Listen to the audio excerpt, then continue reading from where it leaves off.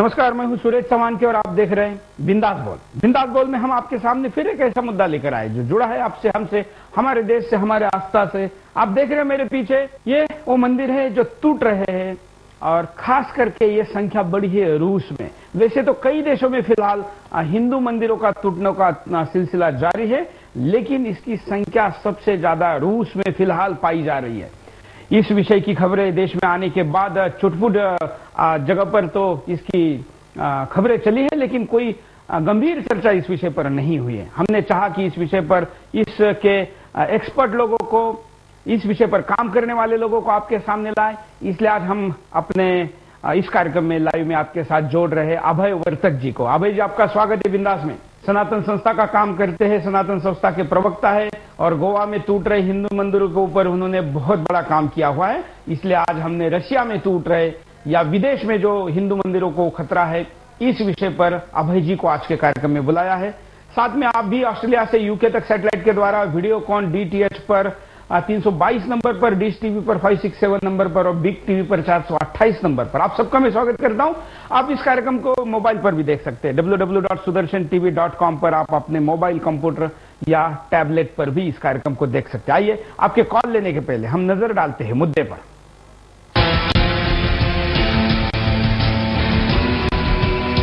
आज आए दिन विदेशों में हिंदुओं की धार्मिक आस्थाओं पर आघात किया जा रहा है।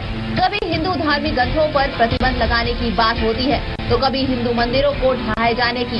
जी हाँ, ऐसा ही हाल हो रहा है विदेशों में धार्मिक संस्थाओं का। ताजा मामला है रूस के सबसे बड़े हिंदू मंदिर को ढहाए जाने का। रूस में अभी कुछ दिन पहले ही गीता को आतंकी साहित्य बताकर प्रतिबंध की साजिश नाकाम हुई, तो अब एक और नई साजिश शुरू कर दी, हिंदू मंदिर तोड़ने की। रूस की एक अदालत ने वैदिक सांस्कृतिक केंद्र को हटाने और उसमें बने हिंदू मंदिर को तोड़ने का आदेश दिया है। आखिर क्यों हो रहा है ये सब रूस में? क्यों हो रहे हैं हिंदू मंदिर साजिश के शिकार? क्या दूसरे धर्मों को हिंदू धर्म से खतरा महसूस हो रहा है? क्या दूसरे धर्म रूस में हिंदू धर्म की लोकप्रियता से परेशान है? जी हाँ, कुछ ऐसा ही मालूम पड़ता है, क्योंकि रूस के एक बड़े धर्म के कट्टरपंथियों ने गीता पर बैन लगाने की साजिश रची थी। वो उसमें तो नाकामयाब हुए, तो अब मंदिर तोड़ने की साजिश रच दी। अब इन कट्टरपंथियों के निशाने पर है रूस का सबसे बड़ा हिंदू मंदिर। आखिर क्यों कर रहे हैं ये कट्टरपंथी ऐसी हरकत? क्यों रूस में हिंदू मंदिर की लोकप्रियता से घबरा रहे हैं? दरअसल इन कट्टरपंथियों का घबराना रूस में वाजिब दिखता है। रूसी जनता किसी एक धर्म को नहीं मानती। रूसी जनता को हिंदू धर्म और उसकी शिक्षाएं अपनी ओर खींचती हैं। बस यही बात इन कट्टरपंथियों को अखरती है। ये कट्टरपंथी नहीं चाहते कि रूसी जनता हिंदू धर्म अपनाए। वहाँ के कट्टरपंथी रूसी जनता की इस दिलचस्पी से घबराए हुए हैं। हालांकि रूसी सरकार ऐसे कट्टरपंथियों का साथ नहीं देती, लेकिन ताजा मामला नवनिर्वाचित राष्ट्रपति व्लादिमीर पुतिन के लिए एक चुनौती है। रूसी सरकार कट्टरपंथियों की हरकत के खिलाफ थी। भारत की संसद में भी ये आवाज उठी थी, लेकिन ताजा मामला भारत और रूसी दोनों सरकारों के लिए चुनौती है। दोनों देशों में सामाजिक और सांस्कृतिक संबंध काफी पुराने हैं, तो ऐसी क्या वजह है हिंदू मंदिर पर खतरों की? लेकिन ये रूस तक ही सीमित नहीं। पाकिस्तान, ऑस्ट्रेलिया, बांग्लादेश, अफगानिस्तान, कजाकिस्तान और श्रीलंका में भी ऐसे कई मामले सामने आए हैं। देश के हिंदूवादी और देश की सरकारें भी चुप है। कोई भी विदेशों में हिंदू मंदिर पर आने वाले खतरों की ओर ध्यान नहीं दे रहा। तो ऐसे में क्या करें? यही है आज बिंदास बोल का मुद्दा। आप भी दे सकते हैं अपनी बेखौफ राय।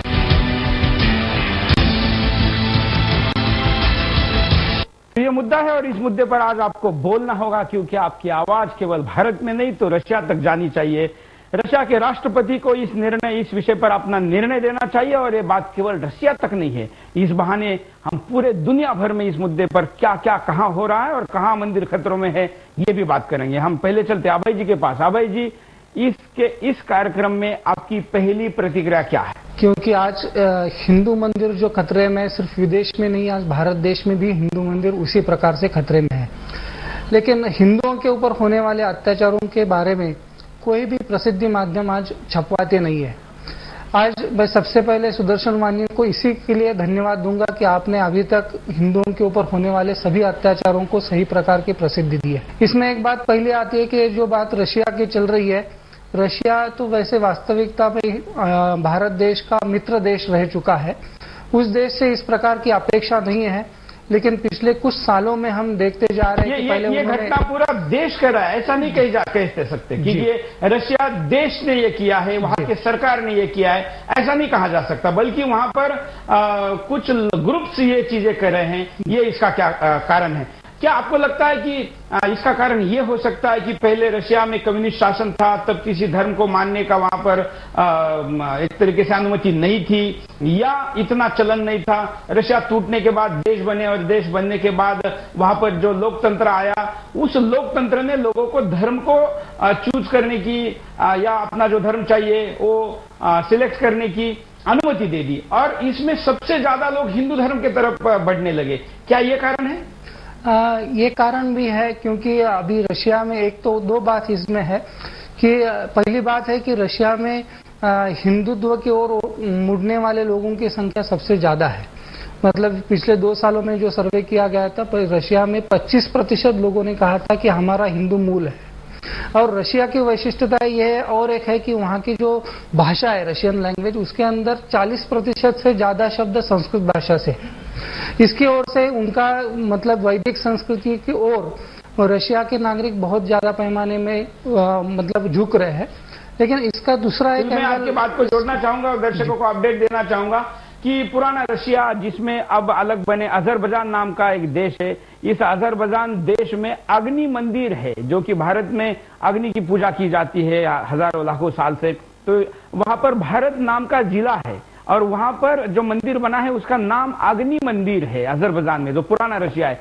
ऐसे भारतीयता के कई निशान पूरे रशिया भर में बिखरे पड़े हैं, लेकिन कम्युनिस्ट शासन आने के बाद उन्होंने धर्म को वहां पर नष्ट किया, और उस कारण भारत की कुछ निशानियां वहां से लुप्त हो गई थी। लेकिन वहां की जो भाषा है उसमें 40% शब्द भारतीय या खास करके संस्कृत होने के कारण वहां पर ये चीजें जीवित रही, और शायद उनके जीन्स में भी ये भारतीयता ज्यादा बसने के कारण वहां पर हिंदू धर्म को बहुत ही आकर्षण के तौर पर देखा जा सकता है। अगर आप देखेंगे तो इस्कॉन का बहुत बड़ा काम रशिया में है।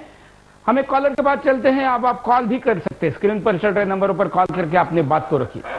क्या विदेशों में हिंदू मंदिर खतरे में? आपका जो प्रोग्राम चल रहा है बिंदास में, उसके लिए कहना चाह रहा हूँ कि देश में ही नहीं, विदेशों में ही नहीं, देश में भी चल रहा है। और मेरे पास मेरे पास साक्ष्य भी है, साथ में मेरे जो घटना भी हो गई है, मैं देख रहा हूँ। और इसका कोई इंतजाम हो नहीं रहा है और हो भी नहीं पाएगा। क्यों? न विदेश का हो पाएगा न देश का हो पाएगा। ऐसा क्यों लगता है आपको? ऐसा इसलिए लगता है साहब कि ये राजनीति के चक्कर में पड़ गया है इसका इंतजाम होना, और जो एक बहुत किसी बलशाली के चक्कर में कोई कमजोर अगर जो है मुहिम हो या व्यक्ति हो पड़ जाए तो उसका पार पाना बड़ा मुश्किल है। अब इसमें अगर ईश्वर सहायता कर दें तो शायद वो कुछ ट्रेन जाग रही है। बिल्कुल, धन्यवाद।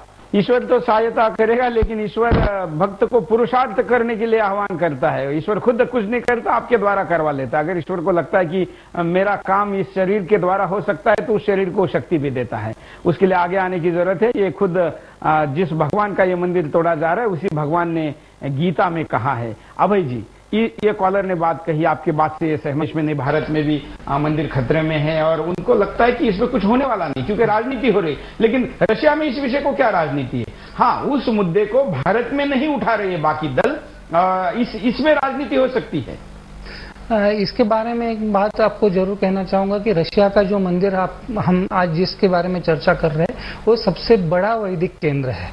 दूसरी बात है कि पिछले 20 साल से वो वहां पे कार्य कर रहा है।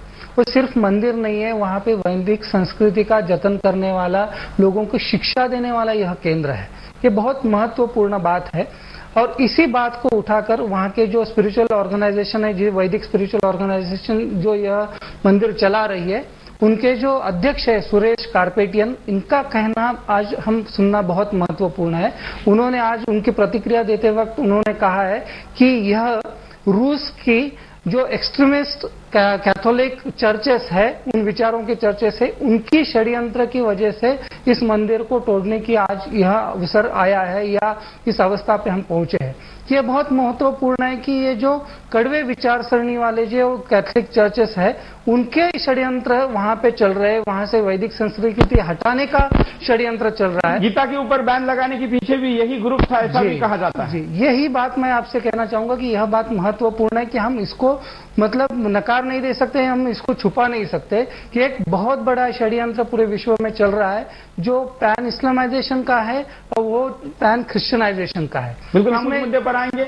हम कॉलर के पास चलते हैं, देखते हैं उनकी क्या प्रतिक्रिया। आप भी कॉल कर सकते हैं, अपनी बात को रख सकते हैं। सर, किसी भी देश की संपत्ति संस्कृति को सुरक्षित रखने के लिए उसकी सरकार की जिम्मेदारी होती है। तो मीडिया रिपोर्टों के अनुसार विदेशों में हिंदू मंदिर सुरक्षित नहीं है। एक तो इसका कारण है सर संस्कृति की लोकप्रियता कम होना और अश्लीलता फैलना। सर, भारत के श्रद्धालुओं में अपने देवी देवताओं के प्रति अपराध करता है, लेकिन हम विदेश के बच्चों को देखें तो अपने ढंग से जीने की प्रथा सिखाई जाती है उनको।